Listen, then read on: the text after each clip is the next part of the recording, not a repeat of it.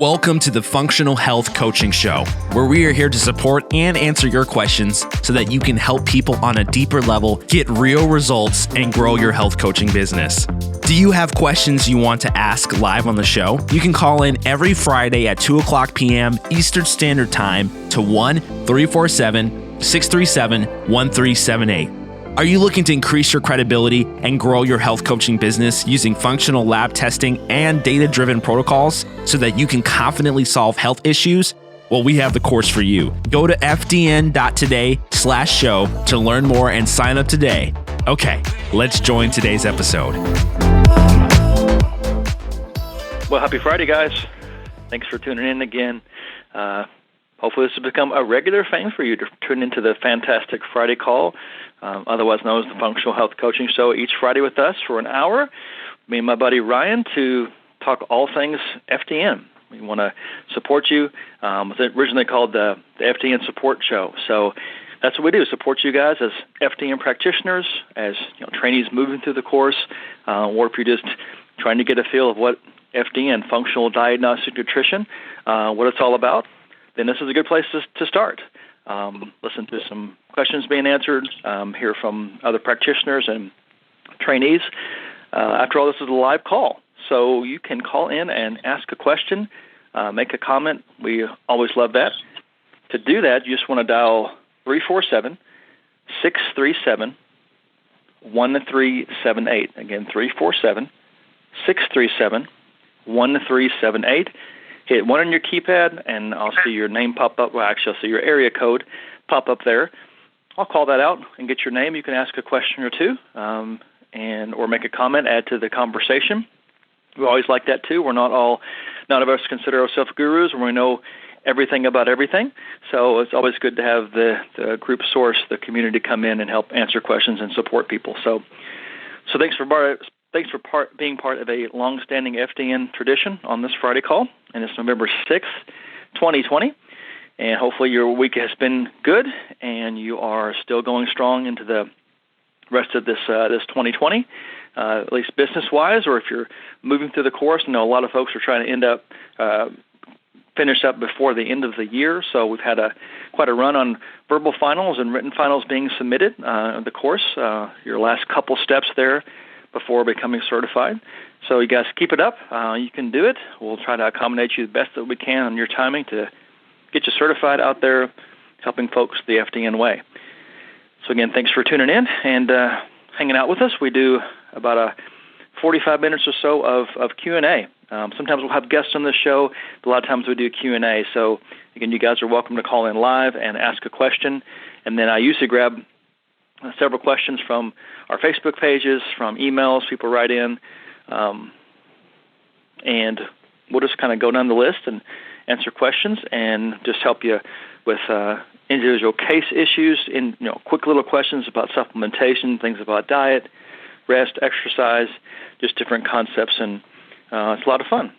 And one of the reasons why it's fun, I get to spend an hour with my buddy Ryan Monahan here, so I'll check with him and see if he's still out there. Ryan, are you there? I am. How's it going? Happy to be here. Indeed. I always enjoy a good hour here, good discussion, and going through some fun things that we're both passionate about and I love to do and talk about, so it's going to be good. Anything you wanted to say, or things on your mind, or maybe a little update on our association?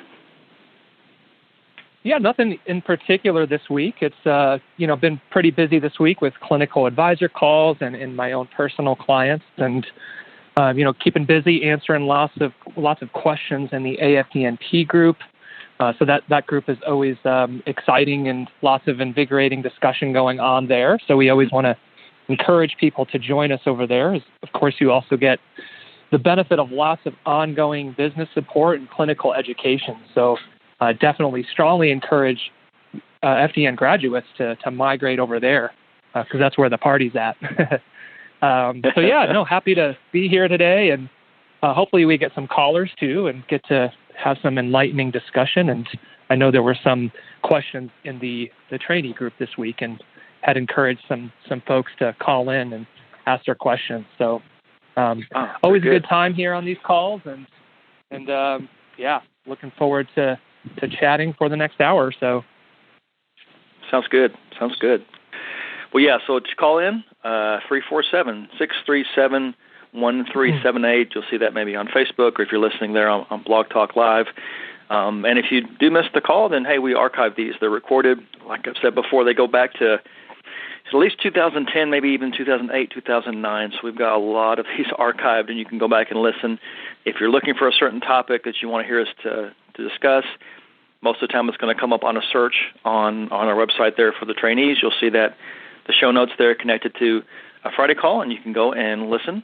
Or just go back and listen to some awesome folks we've had along the way that has helped build this organization and the methodology and what we do, and just to hear some different folks that kind of like with the conference a couple weeks ago at this point, how it just reaffirmed what we're doing. So to hear some random person you never heard of before talk FDN lingo and that process, and then them also saying that they have worked for 25 years doing this successfully, it just reaffirms what we're doing. So stick to those principles. It always does come back to those principles, and we hit those often on this call. All right, we got 5 graduates this week that we do want to acknowledge and give a hearty congratulations to. So these numbers will probably continue to increase as we get into the end of the year. There, usually how it goes. And then, Christmas time, we kind of trail off a little bit, but then pick back up a little bit. So we've got 5 folks here that have graduated this week to go out there and do this amazing work that we get to do every day. And some of these folks are starting out fresh. This is their first kind of step, big step maybe, into doing this professionally and having a business and getting to do this on a part-time or full-time basis.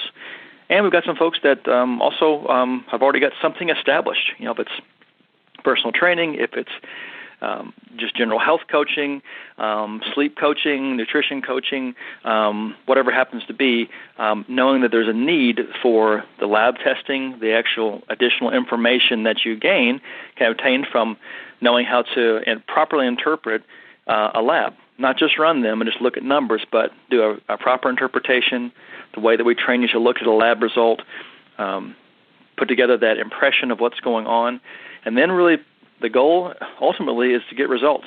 So to put together an awesome dress protocol for that person. So these 5 folks are certified, and we're impressed with their ability and their knowledge, and we just want to say congratulations this week to these 5.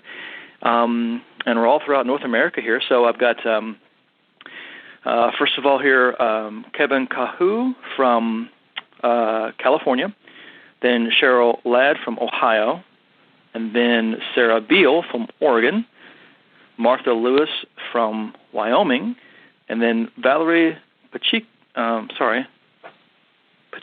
I think is how you say that, Valerie. I hope that's right, up in Ontario, Canada. So 5 awesome folks today. Congratulations. Good job. Glad to have you as part of the family. All right, hope I got those names right. We try on that. So good job, folks. Awesome. All right. Congrats, everybody. Okay, so I guess we'll go into questions. So we've got a lot of time to answer some questions. Again, if you guys want to hit one on your keypad, let me know that you're there, and we will bring you on for a question. That'd be awesome. All right. So let's see here. We've got several good ones in here. We did a recap of the FDN conference last week, so we didn't get to any questions. We've got a good list of things going here. So let's start with, excuse me. There are a couple of sleep questions I wanted to get to. Okay, so can going through a pathogen eradication cause sleep issues? It seems likely to me if the liver gets overburdened with all the toxins. Curious what others think. So, first of all, we know that things that are in the gut, different bugs and organisms that don't necessarily belong, or imbalances going on in the gut, those can cause sleep issues. But can the process of acknowledging and discovering those and then starting to eradicate those in a natural or I guess even prescription protocol, can that make sleep maybe even worse temporarily, or when do things start to change? Ryan, do you have a feel for that as far as your experience with people with sleep issues? Yeah, I'd say that these pathogen eradication protocols aren't going to affect everyone in the same way because of bioindividuality and all of these confounding variables. But occasionally I have seen that where someone trying to work on dysbiosis or H. pylori or parasites, what have you, might be putting their body under some amount of stress, right? When we're killing bugs off out of the system, that does put a certain burden on our systems of detoxification. So certainly I think you can be, especially maybe if you're pushing your body too hard, you can be pushing yourself into a little bit more of a sympathetic dominant state. And of course, that stress can spike cortisol and raise our blood sugar. And if we have these nighttime elevations in cortisol, then that could disrupt sleep quality, could also cause you to wake up in the middle of the night and have issues staying asleep, like a insomnia type 2 kind of situation. So there are ways to minimize that. And first and foremost, that's where sequencing and titration are so important. And that's where those come in because someone does really well on one dose at a certain level, say like, 2 caps 3 times a day of a certain herbal formula, that might be too much for somebody else. And they might be pushing themselves too hard into this kind of sympathetic dominant state or into these Herxheimer reactions. So that's going to be highly individual for everybody. And that's where we want to introduce one supplement at a time and also be starting at the lowest dose possible and gradually working that up. I especially find that's important with antimicrobials in particular. Like something like fairly innocuous, like vitamin D or zinc or digestive enzymes or magnesium, some of these kind of like more supportive nutrients or support formulas might not push the body as hard as antimicrobials would, right? So that's just kind of my experience that some supplements you can titrate through a little faster for people, especially if the body's not fully entrenched in dysfunction and they tend to do well with supplements. Like everyone's going to be different, right? So you kind of have like your baby chicks that are ultra super sensitive, right? And like one drop of biocidin might tip them over the edge. And then you have people like me that I can just kind of gobble down supplements like a champion. And I barely have to worry about it. Like I could theoretically start on 10 or 12 new supplements and start them all at the same time and be pretty confident that I'm not going to have a problem. But I only know that because I've been doing this for years and I kind of know like my body's level of tolerance and I've done a certain amount of healing and have built up some resilience.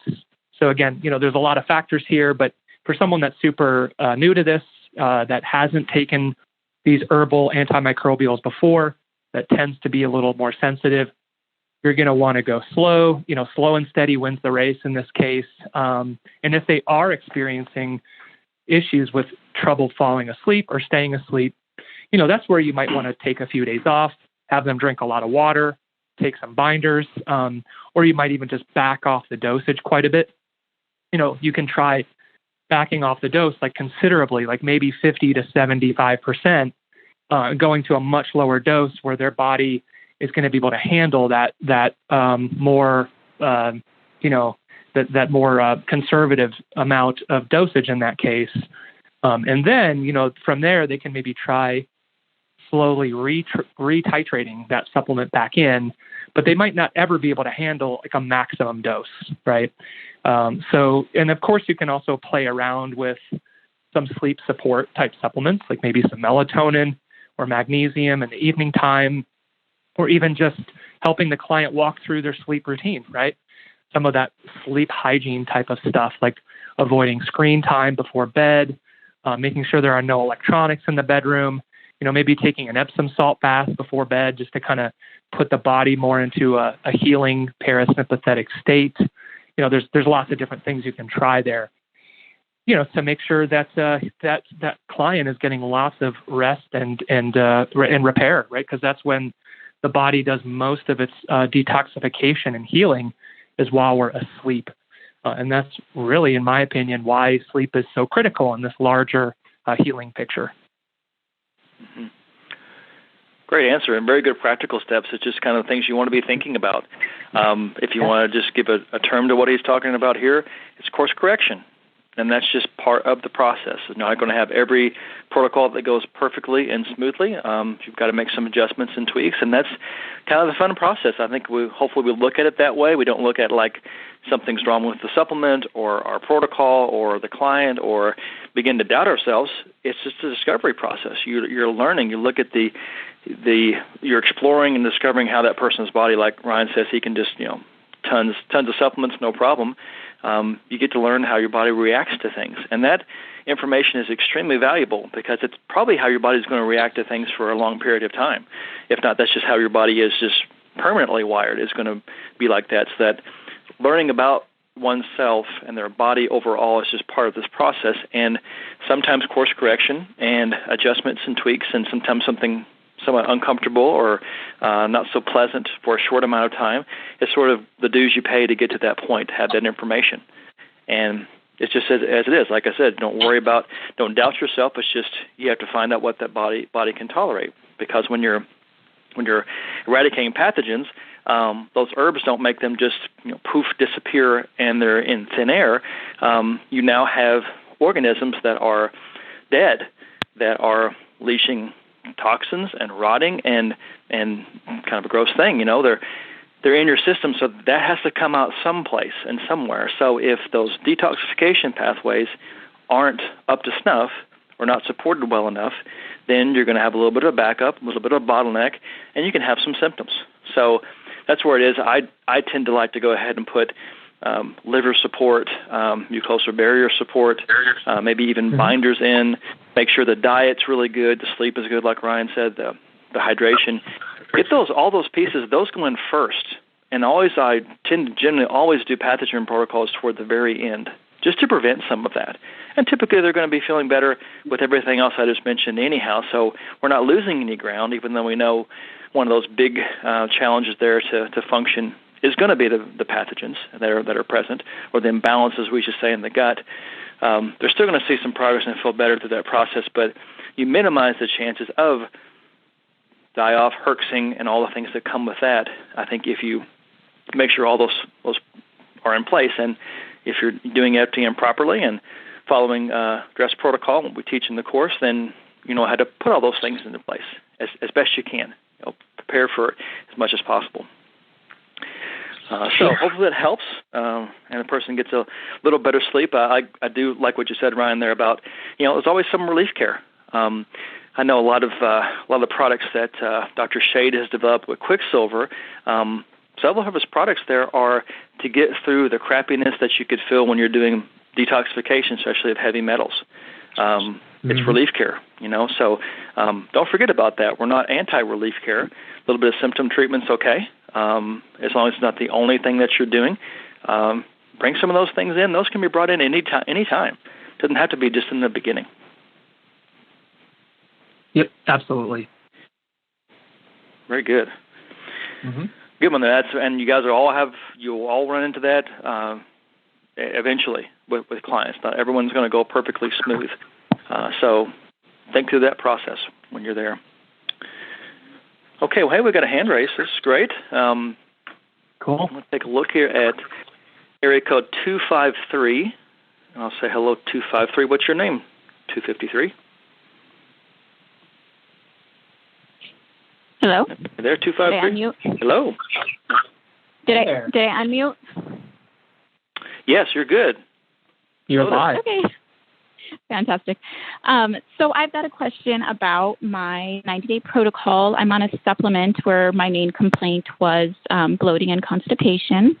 I'm on the lower bowel formula, but that is causing kind of extreme cramping and bloating with little to no results, which is also the cramping and the bloating is mostly in the upper part of the colon, to where it's so much so that I'm not really wanting to eat. I'm already just so full and bloated. So of course that's causing some blood sugar dysregulation on top of that.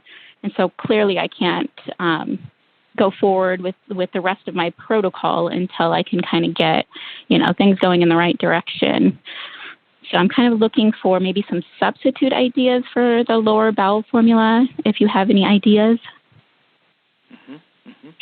Cool. What's your name? Mel. Mel, you said?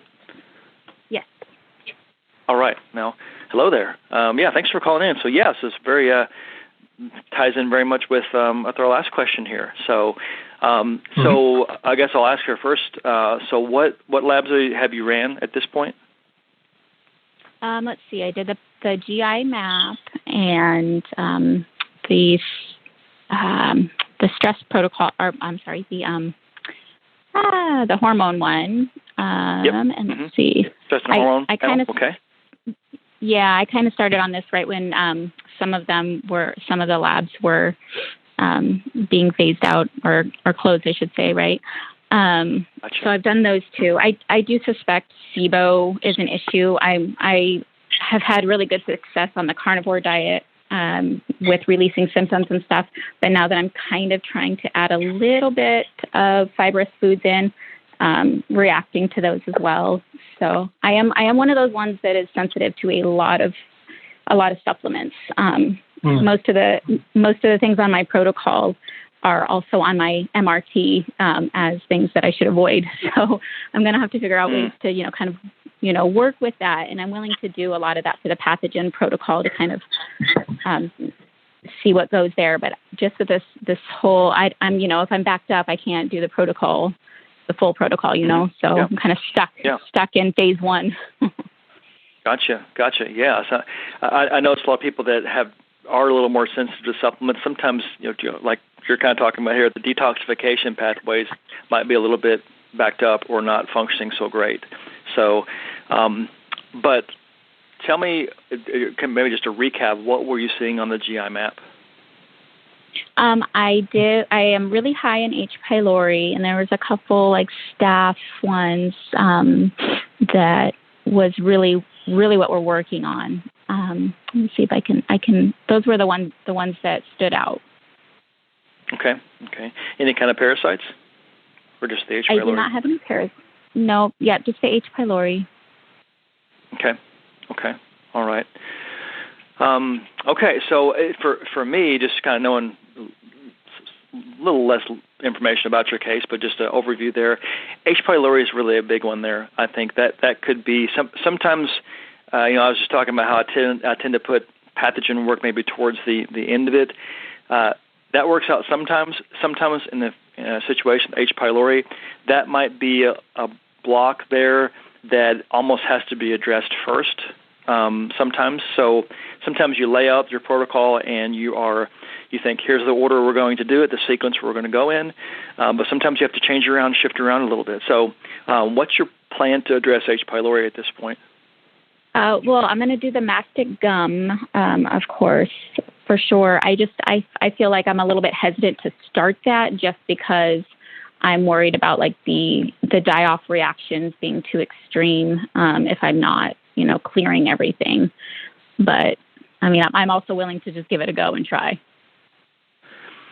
I was going to say, because you said some bloating and some constipation, but you're feeling things more in the upper GI? Right. Okay. And that's since adding in the LBF, lower bowel formula? I would say it's returned. This has kind of always been my ongoing chronic condition, but has returned so much since starting the supplements. Gotcha. I'm kind of thinking two phases here, two things to think about. I was thinking about when you first said constipation and the LBF being a little bit maybe strong, causing some kind of reaction. That's usually a pretty gentle formula. It's one I do like to use pretty often, but sometimes those herbs can be a little bit too much. So I was thinking down the line of doing other things that might help with bowel movements, kind of keep those pathways opened up and doing well. And the other thing I was thinking about was actually bringing up the priority to address H. pylori a little earlier in the protocol, maybe sooner. And I was going to make a suggestion that I use quite often for H. pylori is the Matula tea. Especially when you've got quite a few symptoms. Sometimes people don't handle the pylori X, the mastic gum, so great, and the Matula tea seems to be a little more gentle. and it might be a better fit potentially. So there's a couple things I'm thinking about. Ryan, what's your feeling on this? Yeah, I actually agree with that, Brandon. I'm a huge fan of the Matula T. I find it's a little more gentle, a little more well-tolerated, and I also think that it's generally more effective even than mastic gum. Mastic gum has, been around for a long time. It's pretty time-tested and great product, so don't get me wrong, I use it quite a bit. But I usually will start with the Matula T as my preferred route. I also like that it's a shorter protocol. It's a 30-day protocol rather than 60 days. And also, if the product is not effective and it's showing up on a retest, and you can send those results into their customer service at Matula T, they will give you a refund for the full price of the product. So to me, all those benefits kind of make it a no-brainer, just from a practical perspective too. But I can probably not even count on one hand the number of clients that has not done well with Matula T. Maybe just 2 or 3 people. Maybe I had to do them had them do 1 bag of tea instead of 2 a day, just to make it a little easier on their system. Or there was one case in which I had to kind of take a step back and work on opening up detox pathways a little bit so that the client tolerated it better. But then after 2 weeks of kind of just taking a hiatus or a pause, when we went back to the tea, she did absolutely fine. So sometimes, like you said, Brandon, you have this idea in mind of how a protocol should go. But in reality, sometimes there is some volatility along the way, right? There's some ups and downs that you have to navigate. And that's totally normal to have to take, 1 step forward, 1 step back so you could take another 2 steps forward. So all that is to say that, yeah, I'm a big fan of the Matula T. I think it tends to be a little more gentle, more well-tolerated, and even more effective. So I would make that consideration there, Mel, as far as moving that up a little earlier into the protocol. And the LBF, I'd say if you're having a reaction to it like that, I would just discontinue right now. Don't throw it away. Yeah. I would stop that. And I'd like to see if you calm down at that point, if things get a little bit better. If they don't, then you could do some other things to support detox pathways or bowel movements, things like that, that may not be herbal. Because herbs can be a little strong sometimes, depending on the sensitivity of the gut. Okay, great.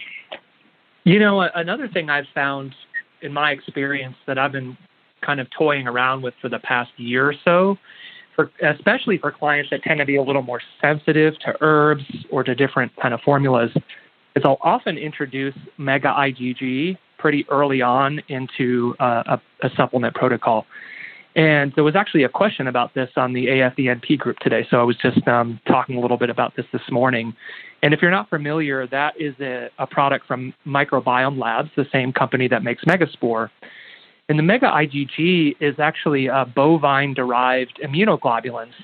So functionally speaking, it would work pretty similarly to the way that colostrum would be used to help to kind of restore gut function and heal leaky gut and sort of restore immune balance to the gut environment. So one thing that the Mega IgG can do is to assist the immune system in neutralizing pathogens and toxins. I almost think of it as kind of like a binder, but from like an immune support perspective. So it can kind of help mop up some of the mess in the gut. Brandon was saying a moment ago that, sometimes before you jump into a pathogen protocol, you may need to do some work to clean up the gut a little bit, to add some support, to open up the liver and detoxification pathways. And in the case of Mega IgG, I've also seen it be really effective in practice at raising secretory IgA. I actually just had a client, we ran her GI map back in June, and her secretory IgA, it was below the reference range, around a 300. And I had her do, I think, 2 months of Mega IgG, and we just got her retest results back, so about 3 months later, and her secretory IgA was around 1150. So basically, we tripled her secretory IgA. And what was also really amazing too, it was so encouraging to see. I had her resubmit her symptom scorecard, her kind of metabolic scorecard. And her symptoms overall across the board had reduced 80% from where we started. And that was just about in a 3 or 4 month period. And there was a lot of other things we did too. It wasn't just low secretory IgA. But I've just been seeing so much success with that product. I think it can help people to improve their immune resilience. It can kind of clean up the gut of toxins. I've even seen it help people improve food sensitivities too, right? Because if you're increasing that secretory IgA, improving their overall environment of the gut, you can often help someone to oftentimes food sensitivities are very much a reflection or a symptom of a dysregulated gut environment. And I've seen this many times where if you can improve the environment in the gut, that can actually reduce the severity or even completely reduce certain food sensitivities. Right? So that I see that as very much a dynamic process.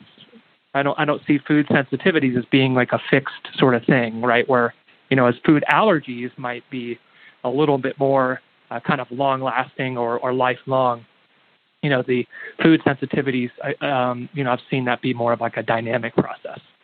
All that is to say, sometimes you do need to kind of just take a temporary step back so that you can make longer-term progress. And I've seen that work where if we jump into a pathogen protocol and a client's really sensitive, that's where I might take a step back and start with things like binders, liver support, mega IgG, digestive enzymes, and probiotics, and those sorts of things, just to kind of help to improve the environment a little bit, just across the board. And then that will often help the client in that case to have better success in their pathogen protocols. Great. Thank you so much. Cool. Awesome. Yeah. Thanks, Mel. Yeah, thanks for the call there. Hopefully we can get you some relief there and get you past that. Those hurdles come, different times, those obstacles, and we'll have to back up a little bit or regroup somewhat, make some changes. So I'd say get your Matulity on order there. The link there to order it's on the bottom of the 90-day protocol sheet. And then stop the LBF number 1, and let's try something else there. Some of the things we mentioned, and maybe even magnesium possibly for citrate, maybe at a low dose, and kind of work up and see if we can get some of those things supported. Liver support, lymph support also, and things like sauna, dry brushing, maybe coffee enemas, things like that too. Some of those support those detoxification pathways. That may be where you kind of have the weak link, and you want to focus there. But I have confidence we'll get you where you want to get to. So thanks for calling. Awesome stuff. I can say that all right. magnesium citrate was a game changer for me years ago when I was dealing with constipation. I mean, that stuff can be magic for getting things moving. And yes. And it's basically for those that aren't familiar, magnesium citrate is a gentle laxative, and the way you want to use that is to titrate it up to bowel tolerance. And you'll know if you're using too much because you'll start to get looser stools.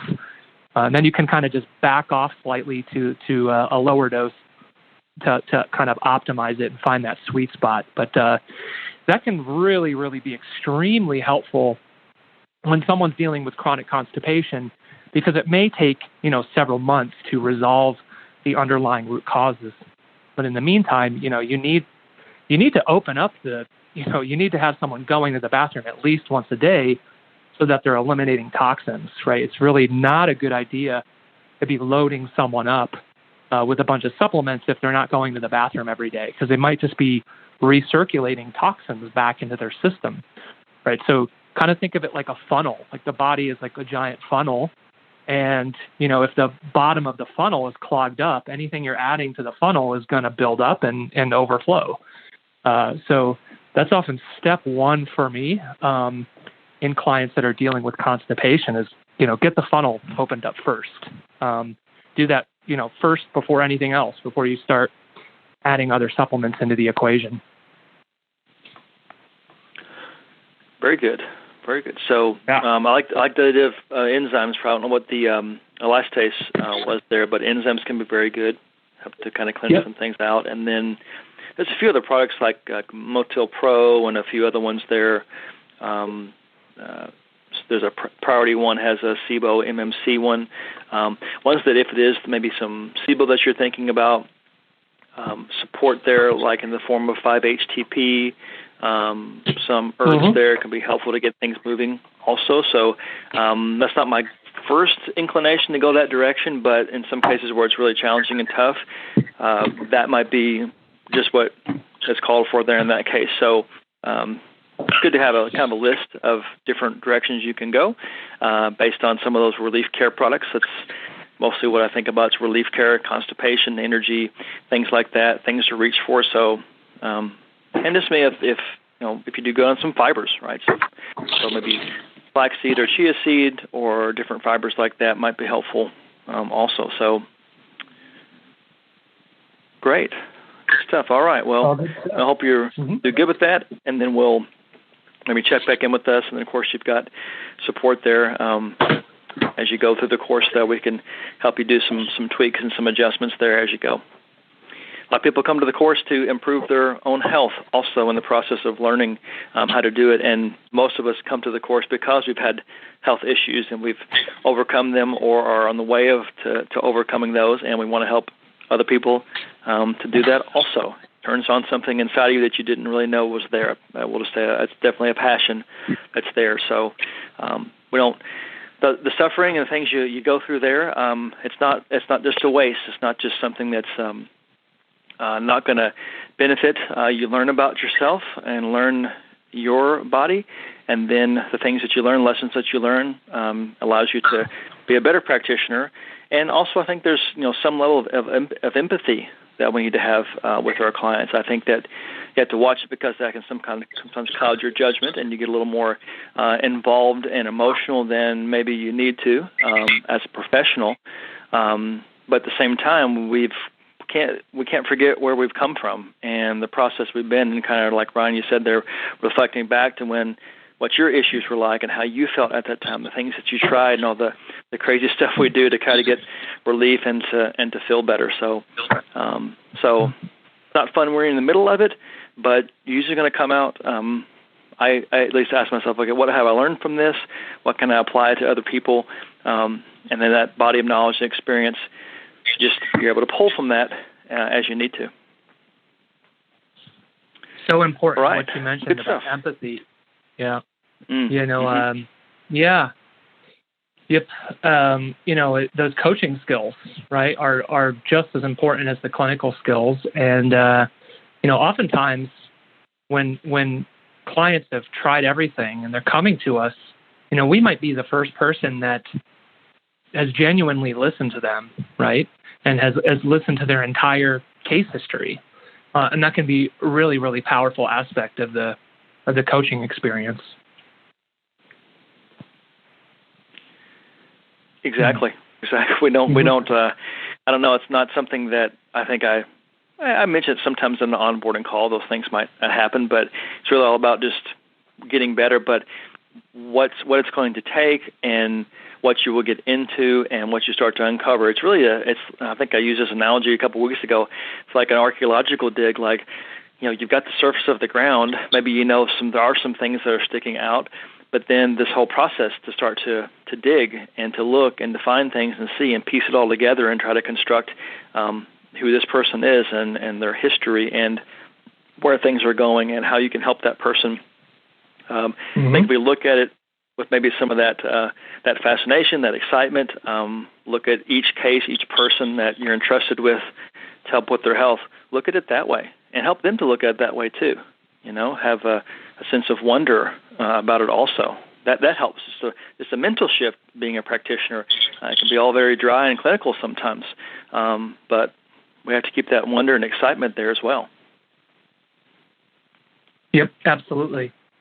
Yep, and super important to keep the client engaged, and there's going to be clinical details along the way, but there's ways to make it engaging and even entertaining and motivating, right? And always kind of tying it back to, I think one important aspect is always tying it back to what that client's individual goals are in life, right? Like why they're doing this, framing that perspective of what's motivating them to make these changes, right? Because it's really not enough, in my opinion, just to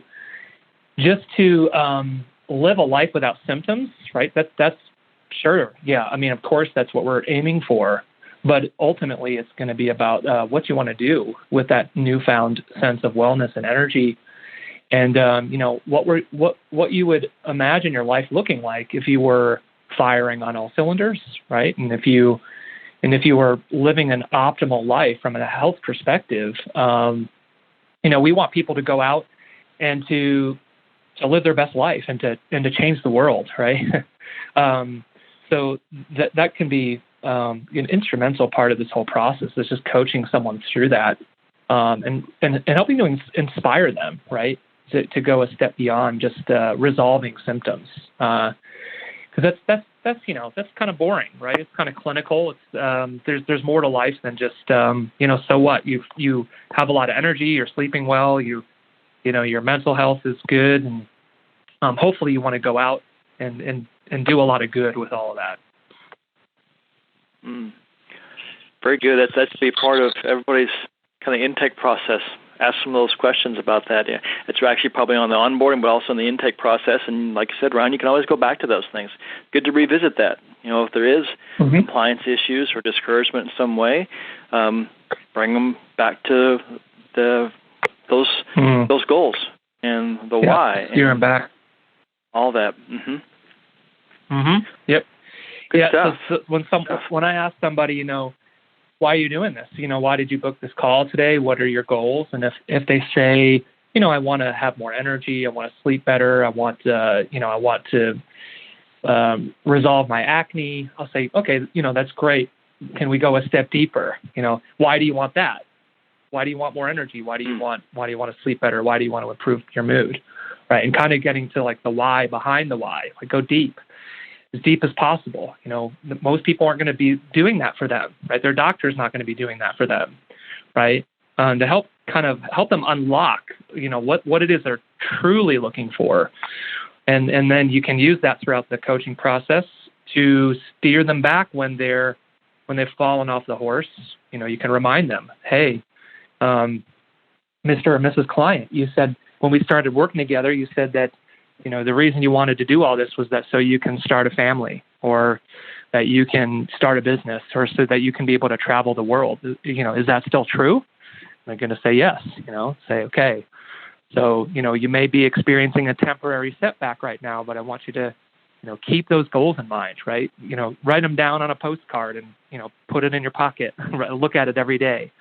Always keep those bigger goals in mind. It's going to really help someone to succeed and to have a deeper why or reason for what they're doing. Indeed. All right, about 15 minutes, a little bit more than that left in the call, so we've got time for probably a few more questions there. So if you guys, a lot of you guys are tuning in today. It's awesome to see you guys back filling up the switchboard there, so thanks for spending some time live there. Maybe you're listening intently, or maybe you're eating some lunch, or maybe you're working on some client files, but and results. But again, thanks for tuning in. However you are, however focused you are on what we're saying or not. So we'll give you guys kudos for that. All right. Well, let's. I don't have another hand raised right now. Let's answer one question here. It's sort of along the same lines as the first question. This is kind of an interesting one. So, person says, I tend to have sleep issues that I'm working on fixing with FDN principles. I've been avoiding sugar since getting my test results, but last night I ate some Halloween candy before bed and slept 9 hours without waking up once. Before, when I was waking up early and not getting up before then, I was waking up early and not getting enough sleep. So early waking. Can anyone explain to me why eating sugar would help me sleep better? I know that sugar isn't good. I'm starting my 90-day protocol today and giving up sugar, but isn't it weird that I slept great after eating more sugar than usual? Interesting. Halloween candy fixed. I might have a thought about sleep. that. Yeah, what's your thought? Yeah, so when he's saying sugar, I'm going to make an assumption without knowing for sure that he means carbohydrates. Maybe he means he's eating more sweet potatoes or butternut squash, or maybe even some ice cream or something at night. What I do know, and it's hard to say if this is exactly what could be going on, but carbohydrates are actually going to be the number one dietary source of the amino acid tryptophan. So this is something I actually explain a lot to clients because, we typically the time of year that we hear most about tryptophan is Thanksgiving, which is right around the corner. And, you think about your uncle eating too much turkey and passing out on the couch watching football, right? I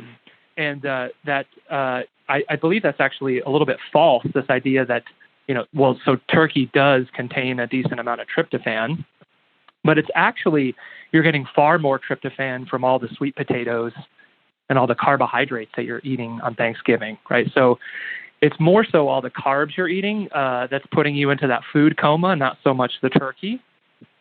And here's the thing about tryptophan is that it is the building block for serotonin and melatonin. So when you're getting more carbohydrates in the evening with dinner, you're going to be naturally supporting your serotonin and melatonin levels, and that actually might help you to sleep better, right? So there's a certain logic to timing your carbohydrates throughout the day and minimizing carbs in the morning, right? Like I often find that clients do better eating more fat and protein first thing in the morning because that makes sense. Our cortisol and our blood sugar are highest when we first wake up. So we don't want to push ourselves further into higher blood sugar or blood sugar imbalance by eating, carbs in the morning. So it's a little backwards, right? That you think about being a kid and probably for breakfast you had like Lucky Charms and a waffle or a pile of pancakes or something, right? But that's actually like one of the worst things you could. Yeah, orange juice, right? You're getting like 40 grams of sugar from orange juice. It's like just as much sugar in orange juice as there is in a can of Coca-Cola. So yeah, we've had that totally backwards all this time.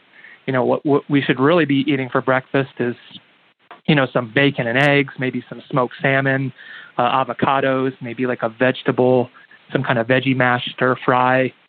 The last thing I want someone to eat to support their blood sugar and their cortisol is a bunch of carbs first thing in the morning. So yeah, there's a logic to getting more, I guess, quote unquote, sugar or carbohydrate in the evening to naturally support your serotonin and melatonin levels. And I've noticed that, in timing it that way personally, getting higher amounts of healthy carbs in the evening with dinner is when I get most of my carbs, and that really helps me fall asleep and stay asleep and get high quality sleep at night. Good.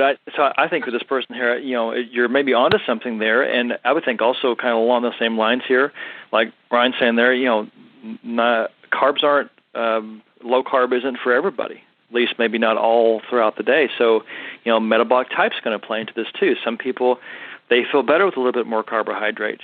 Maybe you can pick a different, maybe less refined sugar source than, or glucose source or carb source than Halloween candy, and still maybe working a little more carbohydrate in the evening. Maybe going refined sugar-free is probably a great thing, but watching the more complex carbohydrates and more the healthier carbs in quotations there, maybe that's something that person maybe needs to tweak a little bit, make some adjustments to, and then just observe, keeping a journal or doing something with an app and getting some data and looking at the patterns and changes there. That's what it's about, right? Let's talk about that in the beginning. So learning your body, your response to things, what your body needs.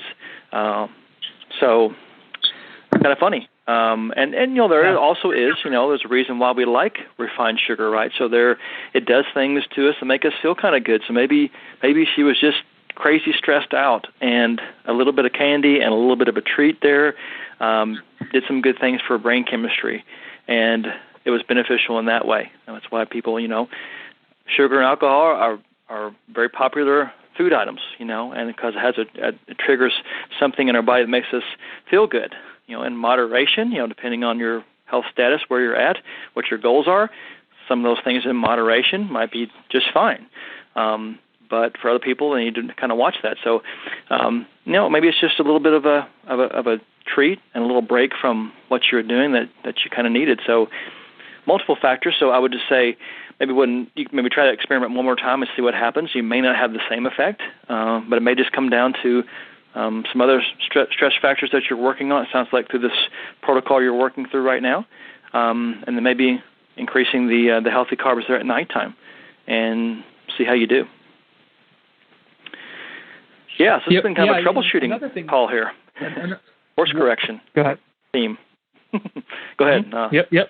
Big time. Oh, yeah, just another thing that had just come to mind is that when you're getting more carbohydrates or sugar in the evening, that provides a supply of glucose to your liver in the form of the glucose storage called glycogen.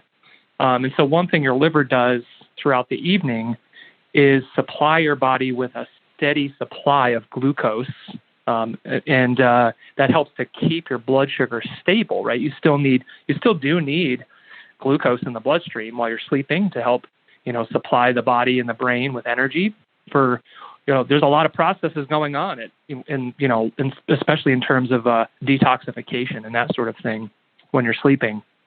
So a lot of that is managed by the liver. And you do need, a certain amount of glucose in the system to keep blood sugar and cortisol stable. So it's a fine balance, right? You don't want to push yourself. What could happen is if you're going too low carb, for example, that can cause sleep disturbances. If you don't have enough of a glucose supply while you're sleeping, your blood sugar can crash. And then in an attempt to raise your blood sugar back up, your body will release cortisol, which is a glucocorticoid, and that's going to bring your blood sugar back up. And then suddenly you've got high cortisol and blood sugar at like 3 a.m., right? And then you're suddenly feeling like you're being chased by a mountain lion, right? Because your cortisol is raising that fight or flight response. Sometimes you have to kind of play around with fine-tuning the macronutrient ratios and the amount of carbs you're getting at night, and kind of play around with that optimal.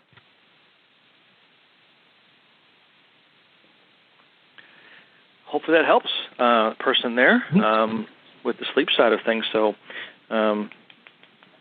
awesome. Let's see. Okay, we've got 7 minutes left. So last call for questions, I would say, as far as callers go. A lot of you guys are hanging with us. That's great. So if you want to jump into the question, now is the time. Otherwise, I'm going to grab another one off the list, and we'll probably end the call with this one. We'll see how long it takes us to answer it. Okay. All right. So, no takers on live calls, so we'll go with this question here. So, question is, what is the brain-body diagram Reed talks about in Module 8? It's one of my favorite ways to explain what we do. I think maybe this question's been, we answered this question a few months back, but so brain-body diagram is something Reed borrowed from another practitioner. He gives credit there on his slides there, but it's a way to visually explain how we work with FDN, and it really kind of in a nutshell pretty nicely. And it's something that we actually got a PowerPoint slide you can use for it. You can make up your own, or it's something also if you've got pencil and paper or a whiteboard or a big sheet of paper there that you want to draw on there for a group. You can just write it out. You can sketch the whole thing out and explain to them very quickly how it works. I've used it multiple times, especially with groups. Helps people understand this process and the nice thing is it does a good job of comparing, contrasting the way we work on the functional side of things versus what conventional medicine would do. That other option of addressing your health, mainly symptom-wise. So it gives you a kind of a comparison between the two different ways and illustrates it really nicely. Reed covers it there in the course, goes through that, but there's also if you look in the archives there, I believe it's still in the course. I was definitely lobbied to have it maintained in the course, but there's a video from probably 10 or 12 years ago or more, Reed going through the brain-body diagram live in front of a group. Reed had a little bit more hair back then, but always fun to see him going and doing his thing as he was really developing more completely FDN back kind of in the early days. Great thing to learn. I would learn to do that. That's a simple way that you can go down through and visually show a person how the body comes under stress, and that stress is going to cause symptoms, and they're going to be different for each person. And at that point, you have a decision on what you do. Do you treat symptoms, or do you go back upstream and address the stressors and let the body resolve those symptoms on their own? Sounds basically what we do with FDN, right? That's kind of in a nutshell. But that's the basics of that. And so he walks through that whole process. There's a few little branches, things he goes out into. But it's great to go back, listen to that, makes it very clear, learn how to do that. Practice that with some people. It's always important to be able to explain very succinctly what we do. And typically, if you do it well, people are like, yeah, that's it. That's exactly what I want. That's what I believe. That's what I always thought there was something, different way to address things. I just feel like there's just a knowing. It's like, hey, there's something different out there. There's got to be some way to address this. I don't treat my car the way I treat my body. I don't Band-Aid my car. I don't just ignore noises and lights going off and things sputtering. You don't do that with your vehicle. Why would you do that with your body? So I think just inherently we know there's something more and different, a deeper thing. Not that you don't use the medical system, not that it's totally useless. We're not anti-medical, anti-doctor. We're a team to make people as healthy as possible. But there's a time and place for each thing that we do. And that brain-body diagram does a really good job of explaining that. So find that in the course, find that in the videos. Like I said, there's a throwback video there from several years ago of him doing that in front of a crowd, and I think he gets some good responses. And in true Reed fashion, there's a few jokes thrown in there as well. Yeah, another thing that diagram does a really good job of explaining is that the body's default state of ease. And we often don't think about that the root of the word ease is part of the word dis-ease, right? And so, dis-ease is quite literally like a state of lacking of ease or not being in a state of ease.